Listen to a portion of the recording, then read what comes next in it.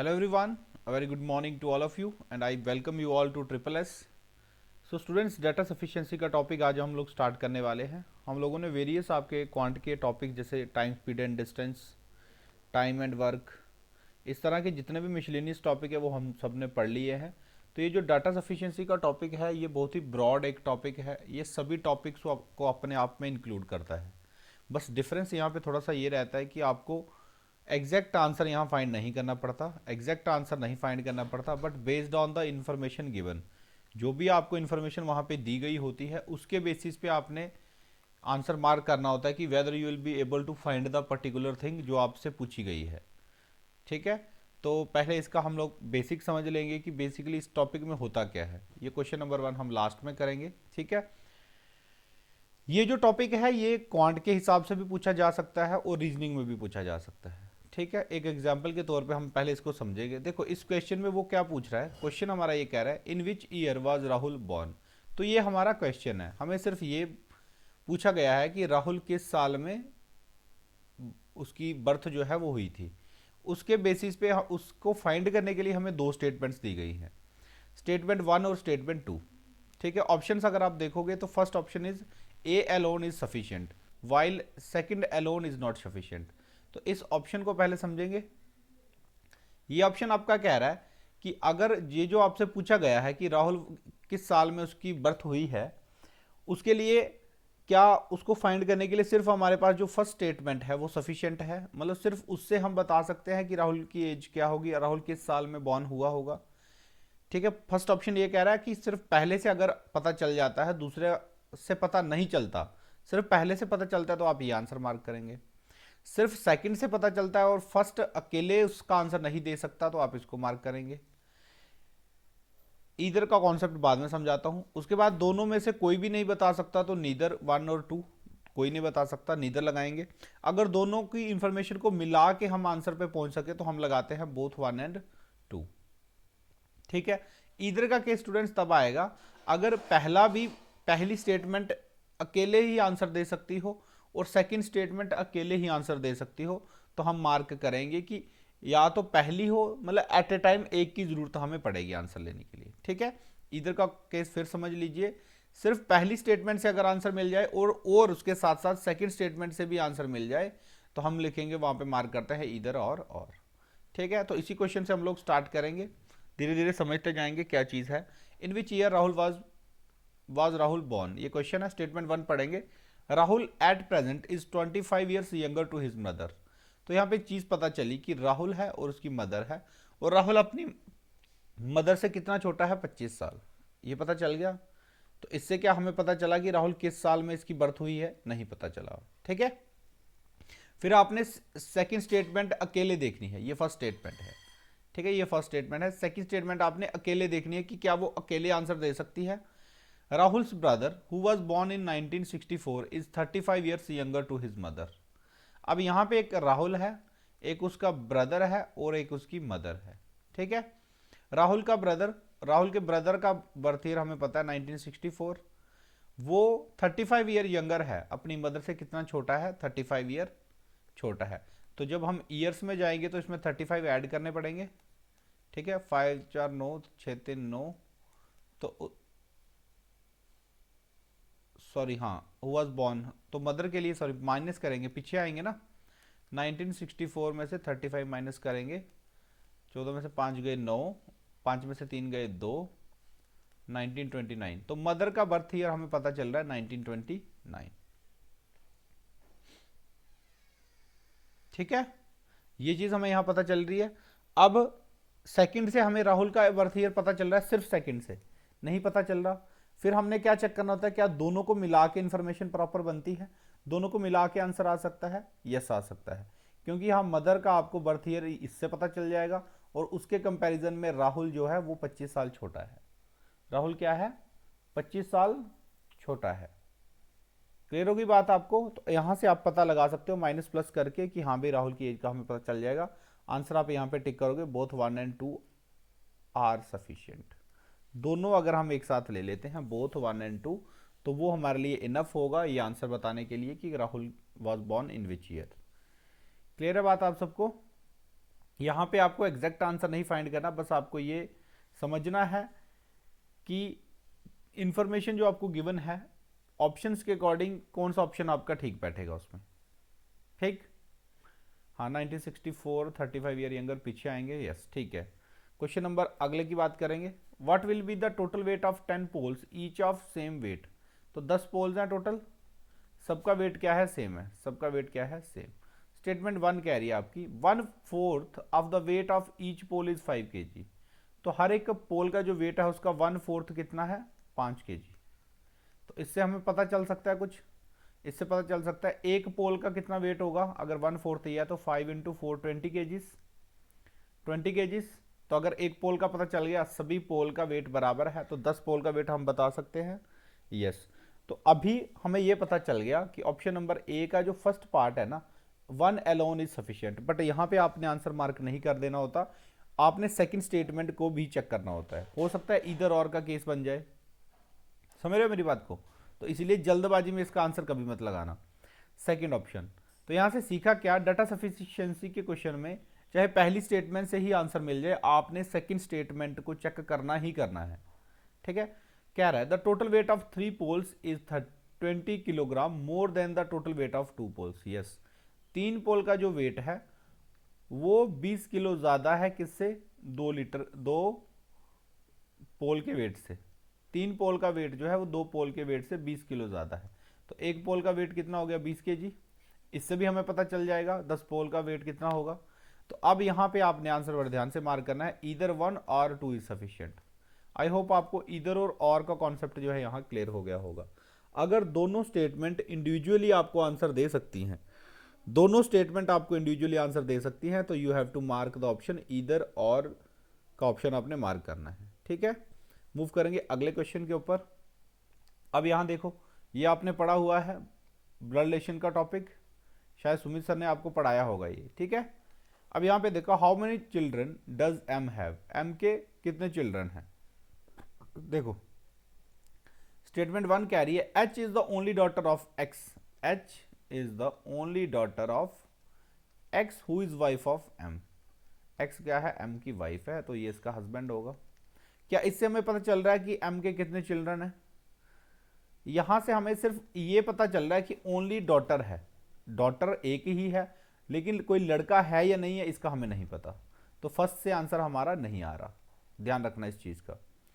Second is K and J are brothers of M, second is K and J are brothers of M. तो second से तो कोई भी लेना देना नहीं है चिल्ड्रन का, वो कह रहा है एम के ब्रदर हैं कौन, के और जे। इससे तो हमें कुछ नहीं पता चल रहा कि एम के कितने बच्चे होंगे। तो दोनों को मिला के देखो, दोनों को मिला के भी कोई इंफॉर्मेशन नहीं बनेगी, क्योंकि ये सिर्फ यहां पे जाएगा। एम का के और जे ब्रदर आप बता दोगे। अब यहां पे हमें नहीं पता, अगर यहां पे हमें ये नहीं पता कि इसके बेटे हैं या नहीं है, तो हम स्पेसिफिकली नहीं बता सकते कि एम के कितने चिल्ड्रन होंगे। ठीक है, तो यहां पे आंसर क्या बनेगा, neither 1 nor 2 is sufficient, neither 1 nor 2 is sufficient. Clear है बात। अब यहां पे एक चीज और समझ लो, अगर इसकी जगह ओनली डॉटर की जगह ओनली चाइल्ड दे देता, वो ओनली चाइल्ड, तो हम बता सकते थे सिर्फ फर्स्ट स्टेटमेंट से, क्योंकि हम यहां पे अगर ओनली चाइल्ड एच होता और कोई भी चाइल्ड इसका ना होता, इनका और कोई भी चाइल्ड ना होता, तो हम स्पेसिफिकली बता सकते कि हाँ भाई एक ही चाइल्ड बच्चा जो है वो एम का है। ठीक है, तो ये आपने बड़ा ध्यान रखना है। इस तरह के कीवर्ड्स जो है ये मैंने किसी ना किसी क्लास में डिस्कस किए हैं, मैं भूल रहा हूं कि इन कीवर्ड्स का आपने ध्यान रखना होता है। ठीक है, मूव करेंगे अगले क्वेश्चन के ऊपर। नेक्स्ट क्वेश्चन है आपका, how much was the total sale of the company, company की टोटल सेल कितनी थी वो हमें बताना है। स्टेटमेंट 1 आपसे कह रही है the company sold 8000 units of product A each costing 25। ठीक है, 8000 यूनिट्स जो है बेचे उन्होंने प्रोडक्ट ए के, और ए की कॉस्ट कितनी थी, 25,000। ठीक है, इससे हमें यह तो पता चल जाएगा कि ए प्रोडक्ट है कोई, उसकी इतनी कॉस्ट है। बट इसमें ये तो नहीं बताया उसने ये तो नहीं बताया कि ए के अलावा कोई प्रोडक्ट है या नहीं है। अब इसमें हम कंफर्म नहीं हो सकते ना। हाँ, अगर ये बोल देता पहली स्टेटमेंट में ही कि सिर्फ ए ही प्रोडक्ट कंपनी बेचती है, तो हम बता सकते थे टोटल सेल कंपनी की कितनी है। तो स्टेट 1 से इनफ आंसर, हमें प्रॉपर आंसर नहीं मिल रहा। सेकंड कह रहा है this company has no other product line, yes yes, यहां से अब कंफर्म होगा। सेकंड वाली लाइन अकेले स्टेटमेंट कुछ नहीं बता रही, अकेले नहीं बता रही। उसके बाद हमें क्या चेक करना होता है कि क्या दोनों की इंफॉर्मेशन मिला के कुछ बन सकता है, यस बन सकता है। इससे हमें प्रोडक्ट ए का रेवेन्यू पूरा पता चलेगा, टोटल सेल पता चलेगी। और सेकंड ऑप्शन ये कह रहा है कि और कोई भी प्रोडक्ट लाइन ये नहीं है इनके पास, और कोई भी प्रोडक्ट नहीं है। तो यस, जो इसका फर्स्ट स्टेटमेंट से आंसर मिलेगा वही हमारा आंसर होगा। बट उसके लिए नेसेसिटी किसकी है, हमें नेसेसिटी हमें दूसरी स्टेटमेंट की भी बराबर है, क्योंकि वही हमें वेरीफाई करा रही है कि यस ए प्रोडक्ट के अलावा कोई भी प्रोडक्ट लाइन इनकी नहीं है। ठीक है, so option number E is the right answer. Both 1 और 2 दोनों हमें at that same time necessity है। देखो डाटा सफिशिएंसी के अंदर वो ये नहीं देखना चाह रहा कि भाई आप आंसर निकाल पा रहे हो या नहीं, बस वो आपकी थिंकिंग को चेक कर रहा है कि आप कितना ब्रॉड सोच सकते हो बिना पेन कॉपी चलाए, बिना के पेन चलाए आप कितना सोच सकते हो। तो वो कैसे आएगा, थोड़ी सी प्रैक्टिस के साथ, और कॉन्सेप्ट्स आपके अच्छे से क्लियर होने चाहिए। ठीक है, मूव करेंगे अगले क्वेश्चन के ऊपर। आज के क्वेश्चन सारे रीजनिंग बेस्ड हैं। नेक्स्ट क्लास में हम कोशिश करेंगे कि इसको मैथमेटिक्स क्वांट के टॉपिक्स में कवर करें। The last Sunday of March 2006 tell on which date, tell की जगह फेल होना चाहिए था। ठीक है, फेल ऑन विच डेट ये हमें बताना है। ये आपने ऐसे नहीं जनरल फैक्ट से नहीं बताना है, ये आपने based on the given information, जो आपको स्टेटमेंट्स के अंदर इन्फॉर्मेशन दी गई है उसके बेसिस पे आपने बताना होता है। So the first Sunday off that month fell on 5th, तो पहला संडे जो है वो 5 तारीख को आया था। ठीक है, अगर किसी मंथ का ये पता चल जाए कि 5th को संडे है, ठीक है, तो आप आगे चल के बता सकते हो कि लास्ट संडे कब आएगा उस मंथ का, कोई दिक्कत नहीं है इसमें। ठीक है, 5 के बाद उसमें ऐड कर लो। 5 को अगर संडे है तो Monday, Tuesday, Wednesday, Thursday, Friday, Saturday, then again Sunday. तो 5 के बाद ये 6, 7, 8, 9, 10, 11 और 12, 12 को फिर संडे आएगा। उसके बाद 12 को 19 को संडे आएगा। 19 के बाद 19 और 7 26 को संडे आएगा। तो अगला संडे अगले मंथ में जाएगा, तो हम बता सकते हैं यस 26 तारीख को लास्ट संडे आएगा। ठीक है, 26 तारीख को लास्ट संडे आएगा उसमें। तो फर्स्ट स्टेटमेंट अलोन तो सफिशिएंट है, फर्स्ट अकेले बता सकती है। यहां पे कुछ बच्चे जल्दबाजी में गलती कर देते हैं, मैं फिर बोल रहा हूं कि जब फर्स्ट से आंसर मिलता है हम लोग खुश हो जाते हैं, ज़्यादा एक्साइटमेंट में आ जाते हैं और आंसर पहले यही मान कर देते हैं, और इसमें गलती होने के चांसेस बहुत होते हैं। ध्यान रखना, जब कभी भी फर्स्ट स्टेटमेंट अकेले किसी क्वेश्चन का आंसर दे सके तो सेकंड जरूर चेक करनी होती है। क्यों करनी होती है, क्योंकि इधर और का ये जो कॉन्सेप्ट है ये वहां पे होगा। ठीक है, आपकी किस्मत अच्छी होगी अगर आपको 4 ही ऑप्शन मिलेंगे वहां पे और इधर और वो यूज करे ही ना, बट अगर वो इधर और का यूज नहीं करेगा तो फिर डेटा सफिशिएंसी का मतलब नहीं बनता। ठीक है, ये तो फिर एक बहुत ही आसान टॉपिक आपके लिए बन जाएगा, तो आप देख लेना वहां पे, बट अभी के लिए आप इसको ऐसे ही सीख के जाइए। Last day of that month was Friday, तो लास्ट मंथ अगर हमें पता चल जाए कि इसका ये है तो पीछे पीछे आते आते आप पता लगा सकते हो। यस, तो सेकंड स्टेटमेंट भी अकेले सारा आंसर दे सकती है, फर्स्ट भी दे सकती है। तो ईदर और का केस बनेगा, ईदर 1 और 2 इज सफिशिएंट। ठीक, क्लियर है बात। मूव करेंगे अगले क्वेश्चन के ऊपर। क्वेश्चन नंबर 6 आपका कोडिंग डिकोडिंग से उठाया गया है, कोडिंग डिकोडिंग से उठाया गया है ये। What is the code for sky in code language, sky का code in the code language sky is clear is written as DRFFA। तो इससे पता चल रहा है स्काई का कौन सा कलर है, नहीं पता चलेगा, ये तो कभी भी नहीं पता चलेगा। कोडिंग डिकोडिंग में सिंगल स्टेटमेंट में से तो कभी भी आंसर नहीं मिलता। ठीक है, हो सकता है स्काई का कोड DE हो सकता है RA हो सकता है FA हो। तो पहली स्टेटमेंट अलोन नहीं बता सकती, सेकंड भी नहीं बता सकती, सिमिलरली कोई तुक नहीं बनता। हाँ, अब दोनों को चेक करके देख सकते हैं। देखो यहाँ स्काई है, यहाँ स्काई नहीं है, यहाँ इज है, यहाँ इज नहीं है, यहाँ क्लियर है, यहाँ क्लियर है। ठीक है, तो क्लियर का तो कोड हम यहाँ से बता सकते हैं। क्लियर का कोड अगर मुझे कोई पूछता तो DE एक ही दोनों में कॉमन है, और यहाँ पे भी एक ही होना चाहिए, DE कॉमन है। तो DE किसका कोड है, क्लियर का। DE किसका कोड है, क्लियर का। ये आपने कोडिंग डिकोडिंग में पढ़ा होगा, क्लियर। बट यहाँ पे स्काई का कोड हम नहीं बता सकते, तो यहाँ पे आंसर क्या बनेगा, neither 1 nor 2 is sufficient. Clear है बात। ये जो टॉपिक्स आपने अगर पढ़ लिए हैं तो ठीक है, नहीं पढ़े होंगे तो बता देना, ठीक है, सुमित सर को या मेरे को मैसेज करके टेलीग्राम पे कि कोई टॉपिक बचता तो नहीं है रीजनिंग का वगैरह। ठीक है, किसी की अलग से क्लास चाहिए होगी तो वो भी बता देना। मूव करेंगे अगले क्वेश्चन के ऊपर। How many childrens are there between P and Q in a row of children. अब ये क्वेश्चन है सिटिंग अरेंजमेंट का, सिटिंग अरेंजमेंट का क्वेश्चन है, बड़ा अच्छा क्वेश्चन है। देखो इसको, हमें ये बताना है पी और क्यू के बीच में कितने परसेंट बच्चे बैठे हैं, ठीक है। P is 15th from the left in the row, तो लेफ्ट साइड से पी कितने में नंबर पे है, 15 नंबर पे। इस साइड इसके कितने बच्चे हैं, 14। तो क्यू की तो पहले में बात ही नहीं हुई, क्यू की पहले में बात ही नहीं हुई, तो नहीं बता सकता, पहली स्टेटमेंट आंसर नहीं दे सकती। Second statement is saying Q is exactly in the middle and there are 10 childrens towards his right. अब देखो सेकंड स्टेटमेंट में काफ़ी अच्छी चीज़ दी गई है कि क्यू एग्जैक्टली सेंटर में है, मिडल में, और उसके राइट में कितने स्टूडेंट हैं, 10। तो अगर ये मिडल में है, इधर 10 हैं, तो इधर भी 10 होंगे, तभी तो ये मिडल में आएगा, तभी तो ये मिडल में आएगा, ठीक है। और उसके बाद सेकंड स्टेटमेंट से पी और क्यू का तो पता नहीं चला ना, पी और क्यू का पता नहीं चला, ठीक।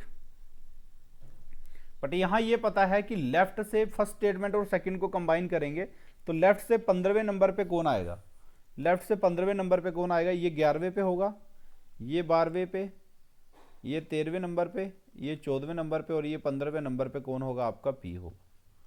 15वें नंबर पे कौन होगा, पी होगा। तो अब आप यहां से बता सकते हो यस पी और क्यू के बीच में कितने परसेंट थे। तो दोनों स्टेटमेंट को कंबाइन करके आंसर मिल रहा है, कंबाइन करके आंसर मिल रहा है, तो आंसर टिक क्या करेंगे आप, बोथ 1 एंड 2 आर सफिशिएंट। दोनों को अगर हम एक साथ ले लें तो ये सफिशिएंट है to provide the answer of the given question. Clear है बात। मूव करेंगे हम लोग अगले क्वेश्चन के ऊपर। अगला क्वेश्चन आपका कह रहा है how is T related to K. T और का के से क्या रिलेशन है, ठीक है। तो ये आप लोगों ने ब्लड रिलेशन का टॉपिक अच्छे से पढ़ा हुआ है। स्टेटमेंट 1 की पूरी डायग्राम बनाइएगा, स्टेटमेंट 2 की अलग से बनाइएगा, ठीक है। देख लीजिए ना कि इसको इसमें क्या आंसर आपका बन सकता है, ठीक है। करना इसको ट्राई। आर की सिस्टर जे है और उसने शादी की है टी के ब्रदर एल से, जो कि इकलौता बेटा है अपने पेरेंट्स का, ठीक है। तो इसमें ज़्यादा मैं जाऊंगा नहीं, तो आप इसको कर लेना, होमवर्क में रहेगा ये। दिक्कत आएगी तो कर देना मैसेज, मैं कर लूँगा फिर इसको अगली बार, ठीक है। मूव करेंगे अगले क्वेश्चन के ऊपर। सिमिलर है ये भी ब्लड रिलेशन का, चलो करा देता हूँ पिछला वाला question. R's sister's J, R की सिस्टर है जे, तो ऐसे बनाएंगे इसका ट्री। ये हम फर्स्ट स्टेटमेंट का बना रहे हैं। आर की सिस्टर है जे, तो सिस्टर के साथ हम लोग क्या ले लेंगे, ये इसका साइन रखेंगे फीमेल के लिए। हैज़ मैरिड टीज ब्रदर, जे ने किससे शादी की है, टी के ब्रदर, और टी का ब्रदर कौन है, एल। तो ये इसका टी। अब इनका आर का और इसका हमें नहीं पता, जेंडर नहीं पता, तो इसको हम छोड़ रहे हैं फिलहाल, ठीक है। ध्यान से देखना। एल, अब L who is use for the immediate, जो हु हमेशा किसके लिए यूज होगा, जो आपका इमीडिएट होगा उसका, ठीक है। अगर यहां हु की जगह एंड होता तो ये इसके लिए यूज नहीं होता, वो पीछे वाले जो उसका पहले जो स्टेप दिया होता ना उसके लिए यूज होता है। ये मैंने शायद पढ़ाया हुआ कहीं ना कहीं, मैं भूल रहा हूं। Okay, L. अब एल की बात हो रही है, who is the only son of his parents.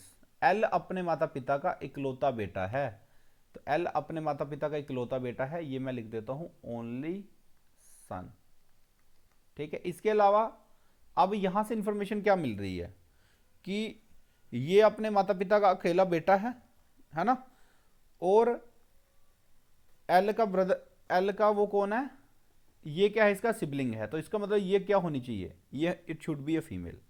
क्यों, क्योंकि ये अपने माता पिता का इकलौता बेटा है और इसका इसके साथ भाई या बहन वाला रिलेशन है, तो हम बता सकते हैं कि ये क्या होगा, ये हमेशा क्या होगी, फीमेल होगी, ठीक है। क्वेश्चन ये पूछा गया था how is T related to K, तो टी और के का रिलेशन आपने फाइंड किया। के देखो फर्स्ट स्टेटमेंट में के के बारे में कुछ नहीं दिया गया, फर्स्ट स्टेटमेंट में के बारे में कुछ नहीं दिया गया, तो हम टी और के का रिलेशन नहीं बता सकते। क्लियर, फर्स्ट स्टेटमेंट को छोड़ेंगे, सेकंड को अलोन चेक करेंगे। K is the only daughter of L, K is the only daughter of L and J, तो ये एल और जे की इकलौती डॉटर है, ये हमें पता चल गया। अब देखो क्या इससे पता चल रहा है कि टी और के का क्या रिलेशन है, इसमें तो टी आ ही नहीं रहा, आ रहा है, नहीं आ रहा। अब थर्ड ऑप्शन हमारे पास क्या बचता है, हम दोनों को कंबाइन करके चेक करें। करो आप कंबाइन, ठीक है। एल कहाँ पे है, ये है, और एल की मैरिज किससे हुई है, जे से, ये हमने बनाया हुआ है। और इनकी इकलौती डॉटर कौन है, इन दोनों की इकलौती डॉटर कौन है, के है। इन दोनों की इकलौती डॉटर कौन है, के है। बस अब हमें यहां फर्क नहीं पड़ता कि इनका कोई बेटा है या नहीं है, इनका कोई बेटा है या नहीं उससे, क्योंकि हमें क्या आंसर देना है, टी और के का रिलेशन। तो टी यहाँ पे है, के यहाँ पे है, रिलेशन बन जाएगा। क्या बनेगा ये, टी इसके लिए क्या बनेगी, ऑन्ट बनेगी। क्या क्या बनेगी, आंट बनेगी, है ना। क्लियर है बात। इसकी इसके जो हैं फादर हैं एल, इसके जो फादर हैं एल, उसकी सिस्टर इसके लिए क्या लगेगी, इसकी बुआ जी लगेगी, या फिर इंग्लिश में हम बोलते हैं उसको ऑन्ट। तो यस, हमने यहां से ये वेरीफाई कर लिया कि दोनों स्टेटमेंट्स को मिला के हम लोग फाइंड कर सकते हैं कि टी और के का क्या रिलेशन है, टी और के का क्या रिलेशन है। देखो एक छोटा सा ना मैं आपको इसमें ट्रिक बताता हूँ, ये इसको मतलब आप ऑब्जर्वेशन कैसे बना सकते हो किसी चीज़ में। आपने देखना था टी और के, यार पहले ये देखना है हमें सबसे पहले कि क्या पहली स्टेटमेंट में टी और के दोनों दिए भी है या नहीं दिए हैं। हम क्यों ट्री बनाते फिरेंगे। देखो इसमें टी है, यस, के है, नहीं है, तो आपको पता है पहली स्टेटमेंट आंसर नहीं दे पाएगी कभी भी। सेकंड में के है, टी नहीं है, तो ये भी कभी नहीं दे पाएगी। आपने फटाक से क्या चेक करना था, दोनों को मिला के स्टेटमेंट बना के चेक करना था। आंसर मिलता तो ठीक, नहीं तो नीदर वन और नॉर्मल मार के आप निकल जाते। ठीक, ईदर और का कॉन्सेप्ट बिल्कुल क्लियर होना चाहिए, कहीं भी इसमें डाउट नहीं होना चाहिए, क्योंकि रीजनिंग के अंदर ईदर और हर टॉपिक के हिसाब से चेंज होता है। हर टॉपिक, जैसे अगर आपने इनइक्वालिटी का टॉपिक पढ़ा होगा, इनइक्वालिटी का टॉपिक पढ़ा होगा, उसमें ईदर और का कुछ और केस होता है। अगर आपके पास दो कंक्लूजन दिए हैं, T is greater than L, T is less than equal to L, और आपसे ये भी आपका फॉल्स हो रहा हो, ये भी आपका फॉल्स हो रहा हो, तब हम यहाँ पे ईदर लगाते हैं। तब हम यहाँ पे ईदर लगाते हैं, क्यों, क्योंकि टी और एल में तीन ही पॉसिबल रिलेशन है, या तो बड़ा होगा टी, या छोटा, या बराबर, और हम तीनों को एक साथ हम लोग फॉल्स नहीं बता सकते। क्यों, क्योंकि कोई भी दो आइडेंटिटी आप उठा लो, उसमें तीन ही रिलेशन आ सकते हैं, इधर इट शुड बी ग्रेटर, इधर शुड बी लेसर, और इक्वल टू, इसके अलावा तो कोई नहीं बनता ना। तो इसीलिए ये मैं कह रहा हूं कि इधर और का कॉन्सेप्ट हर टॉपिक के हिसाब से आपको क्लियर होना चाहिए। डेटा सफिशिएंसी में कहां तक है इसका यूज वो देख लो। अगर पहली स्टेटमेंट से भी आपको आंसर मिल रहा है और सेकंड से भी इंडिविजुअली मिल रहा है, तब आप इधर या फिर और को यूज करोगे। क्लियर है बात। मूव करेंगे अगले क्वेश्चन के ऊपर। अगला क्वेश्चन भी आपका ब्लड रिलेशन का है, तो ये आपके लिए आज के लिए होमवर्क में रखेंगे, ठीक है। इसके अलावा एक क्वेश्चन था स्टार्टिंग में, वो मैथमेटिक्स से उठाया, थोड़ा सा डिफिकल्ट था, इसलिए मैंने सोचा लास्ट में कराएंगे। ये टॉपिक है आपका बोट एंड स्ट्रीम का, ठीक है, बोट एंड स्ट्रीम। ये time and speed and distance का जो है उसकी एक एक्सटेंशन है। सो यहाँ पे क्या होता है समझ लो। देखो मैं आपको ये केस समझाऊंगा बोट का। बोट कहीं रिवर में जा रही है, ये आपने पढ़ा है क्लास 10th में, टॉपिक है ये, यहाँ तक मेरे याद है, एनसीईआरटी की बुक में तो है। अच्छा, जब पानी रिवर में पानी चल रहा है, मान लो पानी की डायरेक्शन इस तरफ है, तो पानी किसी स्पीड से जा रहा होगा, पानी भी किस स्पीड से बह रहा होगा। और अगर आप पानी वाली डायरेक्शन में जाओगे, मान लो बोट की स्पीड है x, और रिवर में जो पानी बह रहा है जिसको हम लोग स्ट्रीम बोलते हैं, अगर आप भी उसी डायरेक्शन में चलोगे, तो जो वहाँ पे आपकी नेट स्पीड बनती है, आपको एक एज मिलेगा, फ्लो मिलेगा, आप तेज़ चलोगे वहाँ पे, ठीक है। जितनी स्पीड से आप चल रहे हो प्लस जितनी स्पीड से पानी चल रहा है, दोनों की स्पीड ऐड हो जाएगी। दोनों की स्पीड क्या हो जाएगी, ऐड हो जाएगी। तो इसको हम बोलते क्या है, डाउन स्ट्रीम। डाउन की तरफ अगर पानी के फ्लो में अगर आप चलोगे, तो आपकी डाउन स्ट्रीम की स्पीड क्या होगी, x प्लस वाई। सिमिलरली अगर पानी उल्टा इधर बह रहा है, पानी नीचे की तरफ है, और बोट लेके आप उल्टा जा रहे हैं, तो वो आपको निगेट करेगी, आपको ऑब्स्ट्रक्ट करेगी, आपके फ्लो को रोकेगी, उसको हिंडर करेगी। तो यहाँ पे इसको हम बोलते हैं अप की तरफ। अगर आप ऊपर की तरफ जाओगे अप स्ट्रीम, डाउन स्ट्रीम क्यों, क्योंकि पानी जनरली नीचे को बहता है, तो इसीलिए इसको डाउन स्ट्रीम। और अप स्ट्रीम इसको इसलिए क्योंकि अगर आप पानी के अगेंस्ट आप चल रहे हो, तो इसलिए अप स्ट्रीम। तो इसमें आपकी स्पीड कितनी रह जाती है, जितनी वो स्पीड ऑफ द बोट है, और उसमें से माइनस करनी होती है स्पीड ऑफ द स्ट्रीम। यहाँ पे एक बहुत अच्छा कॉन्सेप्ट है कि अगर मान लो x जो है वो लेस देन हो जाए y के, मतलब अगर पानी ज़्यादा स्पीड से नीचे की तरफ बह रहा है और आप कम स्पीड से ऊपर की तरफ जाने की कोशिश कर रहे हो, तो आप एक भी कदम आगे नहीं चल पाओगे, पानी आपको नीचे की तरफ लेते आएगा।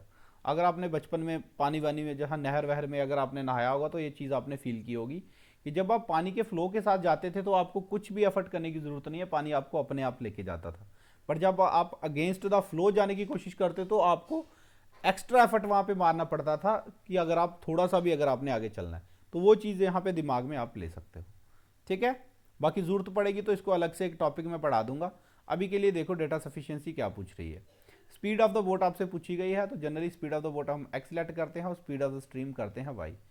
Okay, speed of boat in still water is 2 times more than speed of the current. तो स्पीड ऑफ द करंट का यही मतलब है, और speed of the boat in still water है आपका एक्स। यहाँ पे एग्जैक्ट तो नहीं पता बट रेशियो पता है, ये 2 है, ये 1 है, ये स्टेटमेंट 1 कह रही है। Boat takes equal time to cover a distance down stream to 50% of the distance upstream.